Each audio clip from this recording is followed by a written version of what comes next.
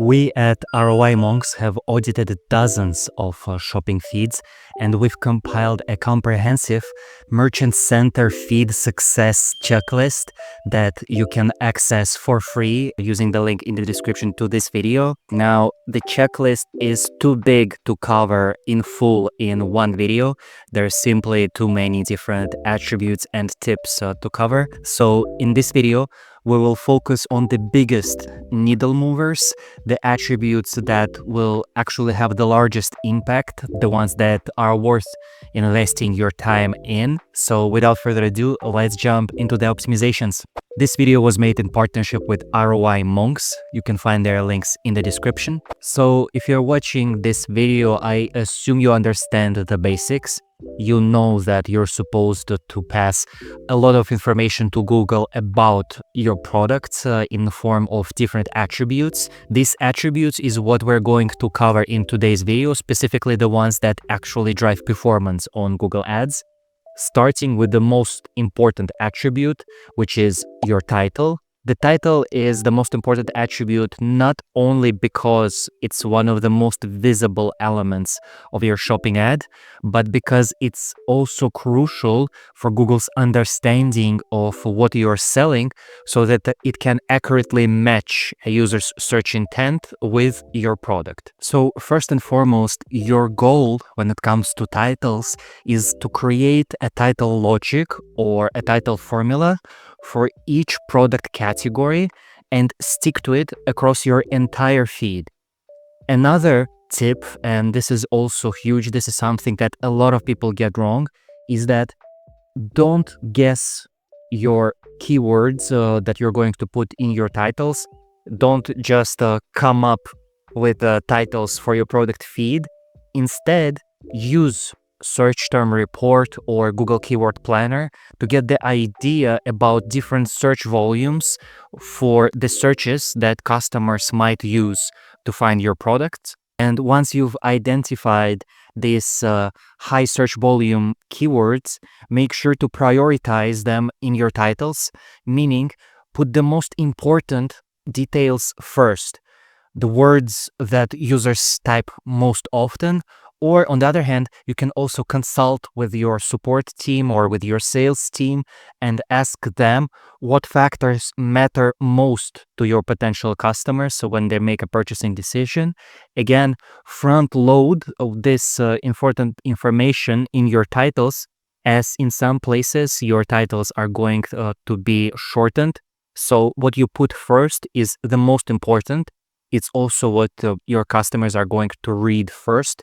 So be strategic about your title formula. Next tip is to add distinguishing details for each variant, such as color, size, age group, gender, directly to the title, so that when users type on Google that they are looking for a shirt of a specific color and specific size, your product comes up if there is a match.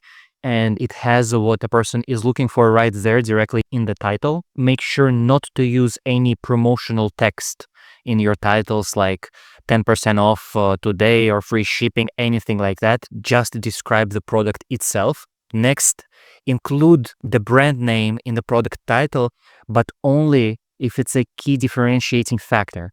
For example, if you're selling Rolex watches or Nike sneakers, of course, this is a keyword that users are searching for, so add it to your title. However, if a brand name is not necessarily a differentiating factor, or if it doesn't necessarily have a large influence on users' purchase decisions, then don't include it in your titles. It's better to save this valuable space for other important keywords for your titles. Next tip is to avoid duplicate titles. The reasoning here is that it's going to make harder for Google to understand how are your products different from each other, and it's going to make it harder for your customers to understand it as well. The next tip is to maximize the number of characters that you're using in your title. You're allowed to use up to 150 characters. This is prime real estate. You better fill it completely, but make sure that you're staying relevant and specific. to your product that you're describing with this title. The final tip for the title is to use professional, grammatically correct language to avoid all caps, unusual symbols, or unnecessary characters. Now let's talk about your prices. And here is the brutal truth. Your price is going to be the number one driver of success on shopping placements. And the reasoning for this is pretty straightforward. Think about it from the perspective of your customer. When they are browsing shopping ads, they're seeing your product alongside 5, 6, 7, and more products that are pretty much the same or very similar to yours, and they have prices right there. So obviously people are comparison shopping and they're making decisions based on the offer that they have in front of them. They can see all the prices clearly. So if all your competitors are selling a product similar to yours for $100 and you're selling for $150, you are at a huge disadvantage, and you better have a very good reason for why you're charging more than your competitors. So competitive pricing is the number one driver of success on shopping placements, and this is something that you need to accept. Out of this comes the next tip, which is that you need to regularly conduct competitive pricing analysis to make sure that your prices remain competitive. To help you with this, you can also review pricing suggestions from Google in the Merchant Center under Analytics Products Pricing. The next tip is to use a sale price attribute to show users how much you are charging during a promotion.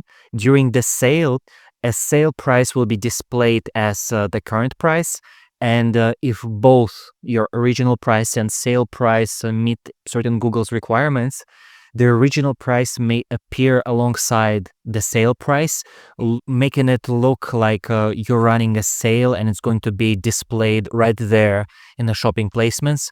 So if possible, take advantage of this sale price attribute when you're running a promotion. Next, let's talk about your images, because images catch people's eye. So it's important to use the highest quality image that you have available. High image quality is in fact strongly correlated with high click-through rates. So make sure to submit the largest resolution image that you have.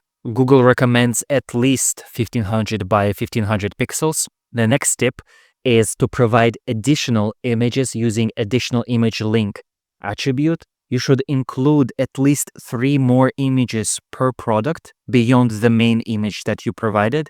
So use this additional image to show your products from different angles.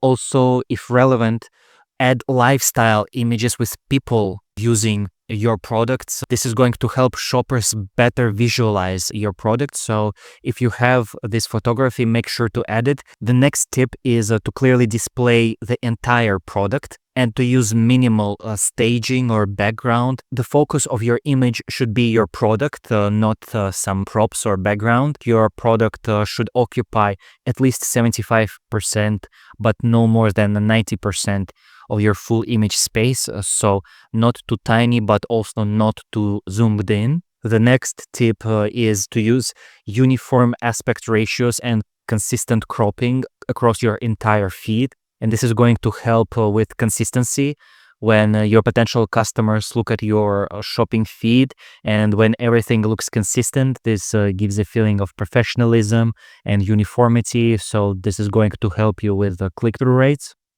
And the final tip is to test multiple images, multiple angles of your product to see which angles and which types of images drive higher click-through rates and higher conversion rates. Next, let's talk about your description. First of all, descriptions are not nearly as important as your titles, so put much more effort in your titles. Descriptions is where you really expand on your titles, but make sure not to copy paste your titles into your descriptions. This is something that a lot of people do, but really it's lazy and it doesn't give Google any additional information to work with. Instead, use findings from your search term volume report and analysis in order to put the most important details first, specifically in the first 160 to 500 characters. However, in description, you can include up to 5,000 characters. Of course, when it comes to descriptions, your goal is not to max out your character count in the descriptions like you should do with titles, but still this is where you can really expand and add more information about your product. You can describe all possible features, visual, technical attributes such as size, material, model, texture, shape, age range, and so on. Make sure to describe only the product itself. Don't describe other aspects like details about compatible products, accessories, or similar products, or things like that. Don't include any comparisons or details about other products like even better than X. Don't provide any business history, policies, or promotional text. And similarly to titles, your goal essentially should be to build some sort of logic or formula for your descriptions that you can use across your entire feed. So build that description logic and stick to it. And finally, of course, use professional, grammatically correct language, no weird symbols, same as with titles. Next, let's talk about product ratings because they are also quite important. Because when people are browsing shopping ads, they can see reviewed products right there with a little star rating that appears below each reviewed product. So if you have product ratings, you will be at a massive advantage because, again, think about it from your customer's perspective. This is instant social proof, and social proof is extremely powerful. It's human nature to trust social proof, especially from trusted sources, and people trust Google.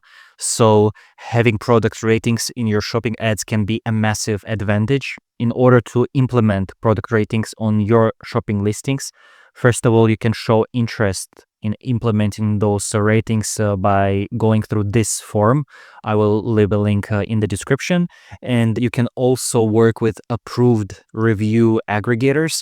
So if you've been collecting reviews using these platforms like Trustpilot, Yotpo, and so on and so forth, there's also ways for you to import those reviews to Google as well so that product ratings start showing on Google. So make sure you implement that. Next, let's talk about your return policy. Our tip is not to just add a return policy, but to make sure that you have a competitive return policy. Go through your main competitors, check their return and refund policies, and make sure that you're competitive. I'm not saying that you need to have the longest return window and the most generous policy, but you still need to be in the ballpark of your competitors because it's one of the purchasing decision factors that consumers are basing their decisions on. Plus, your return policy information can appear underneath your shopping ad as well. So it's also advantageous to have it set and to have it competitive as well. Return policies can be associated with all products at the account level, but you also have a flexibility to add return policy to a specific product using return policy label. Next, let's talk about your conversions with cart data. Well, first of all, conversions with cart data is an extension of your standard Google Ads conversion tracking. Essentially, it allows Google to see what products specifically were purchased, and these products are then able to be matched with products in your feed. And this is how Google is going to understand which specific product in your feed is selling. So if you don't have conversions with cart data implemented, essentially Google just sees that you've had a sale for this amount. Whereas if you have conversions with cart data, it's going not to just see that a sale happened with this conversion value, it's going to see all the different products that have been bought, and they're going to be matched to products in your Merchant Center feed. This data is then going to be passed back to Google Ads for further optimizations. So getting this set up is a technical work. You will need to involve your developer. Essentially, they'll need to modify your conversion tracking to pass this product level data. What you really need to know is this. Not only you need to implement conversions with cart data, you also need to make sure that you have a high match rate between your cart products and your merchant center feed.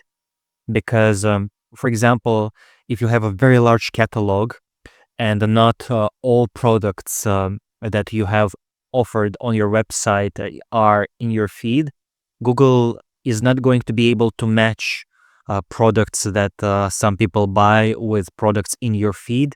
To check your cart match rate, go into Google Ads, navigate to goals, then conversions, then summary. Find your primary purchase conversion event, hover over the status column and click diagnostics. You'll see your match rate and any issues Google has detected. Keeping this match rate high is very important.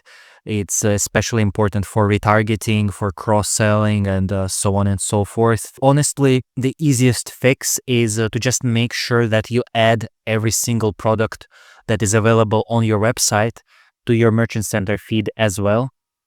However, I understand that sometimes this is not realistic. So at least make sure that your best sellers and your most important products are in the merchant center feed. And this way, your cart match rate will be higher. So once you verified that all your products or your most important products are in the feed, then I recommend checking for ID mismatches, because sometimes product IDs on your website might not match product IDs from your merchant center feed exactly.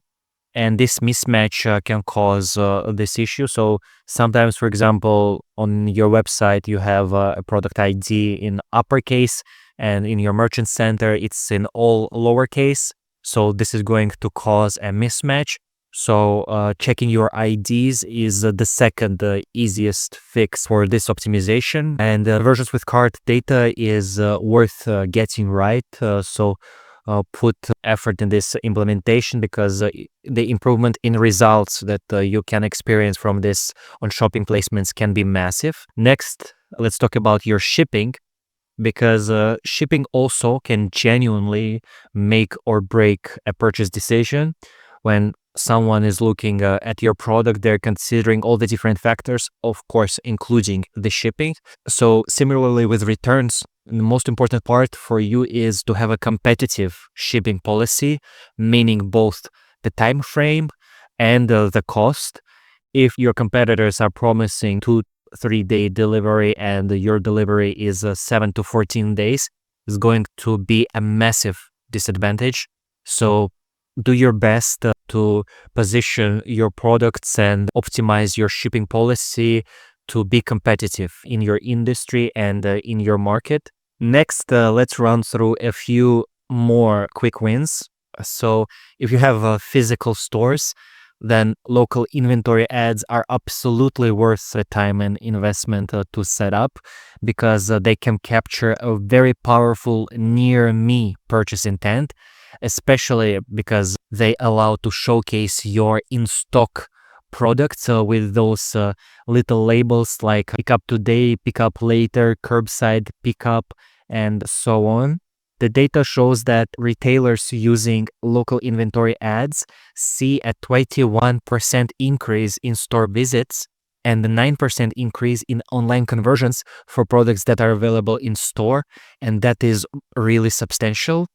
So to take advantage of this, make sure that you set up local inventory ads. Next, if you have products that have GTINs or global trade item numbers, but you haven't added them, just what are you doing? Go and add them now. Products with GTINs actually get richer ad placements and get more impressions, because it's easier for Google to understand what it is and to correctly match it with the user's search intent. However, again, sometimes it's impossible to add a GTIN. For example, if you have handmade items or customizable items, then you are not going to have a GTIN. So in this case, you need to make sure that you're adding MPN or a manufacturing part number and add brand as well. This is going to strengthen your product identity and help Google's matching algorithm. Next, check your product type attribute. Make sure that every product has a product type assigned. And on top of that, add product type depth at least 3 levels deep if possible. For example, apparel, workwear, jackets, winter jackets is much better than just winter jackets in your product type. This is going to give Google a clear context for how your catalog is structured and what you're selling.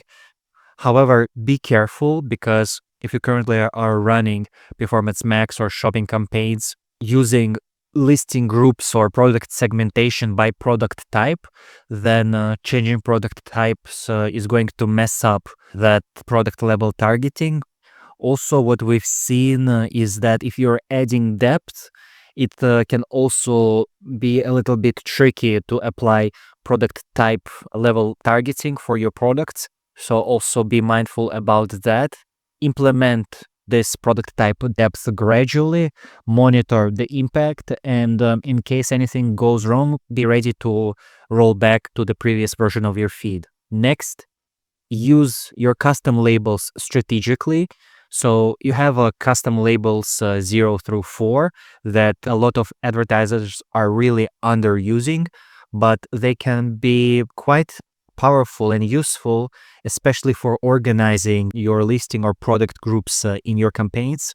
Essentially, they allow you to add certain tags to your products. For example, if you want to tag your bestsellers, or maybe you want to tag your new collection, you can use those custom labels, and later in your campaigns apply product level filters in order to target these bestsellers specifically, for example, and apply separate budget and separate bidding to your bestsellers specifically. Finally, if you're selling apparel or accessories, you need to make sure that attributes like color, age group, gender, and size are filled accurately. These attributes are going to allow users to filter products and narrow down their search to find exactly what they're looking for. So if, for example, someone wants a blue t-shirt in a size large for men, those attributes need to be there for Google to be able to filter through your catalog and show your product for the user. So make sure those are filled. And if you have a massive feed, a helpful tip is to use feed rules to extract this data from your titles or your descriptions and add those attributes automatically through those feed rules. So that's it.